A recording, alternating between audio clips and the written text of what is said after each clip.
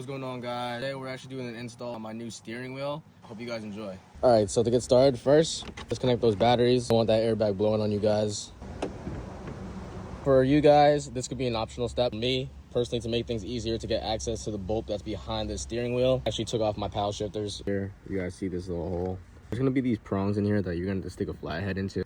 And unfortunately, I'm not gonna be able to film this just because it's a little difficult. I'll be needing two of my hands for this. Straight for you guys, I was able to get the left side out. I don't mind why my picket's in here. I just have it here just so it doesn't clipping back into place. Now we are working on this side. Update, we got the whole thing out. Prong right here, this prong right here. To just poke at it through the hole and find it till you push on it. Release each side of the airbag. After that, we're gonna disconnect all the wiring. We disconnected the airbag. So we were able to do the transfer out. We took the airbag from the old one and put it into the new suede cover. Next, steering wheel.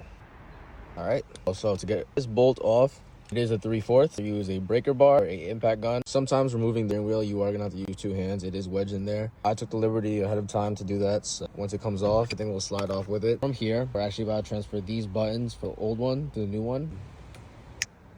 And just like that, steering wheel's on, bolt is torqued, everything's tucked in. The only thing left that we have to do is wire the LED lights around this to a bolt on the steering wheel. Positive gets tapped into a 12 volt. 12 volt will be this one right here, which will be attached to the airbag. I got a blade fuse tap. Slide the prong into the actual connector to a separate female adapter. Female adapter will be connected to this. This is also optional. I went to go pick up 18 gauge wire. Actually ended up cleaning it up a bit, so the blade tap and exposed. I also heat shrinked it, added a connection a little bit longer so I have a lot more room to work with. To ground this, I have a bolt to keep all the wires nice and clean. I took the negative cable, put it around with the actual buttons, it has its own compartment, wrapped it around back down and put a bolt in. In this case, this is a 10mm. Need to plug and play everything else. I forgot to mention, I do have heated steering function, so I do have an empty harness that's not going to be connecting to anything else. Once again, to like maintain some cleanliness, took a zip tie, punched up the wire. So now it looks a little cleaner. So we're just reversing the process. Prong right here, put the two airbag clips in, just right back up.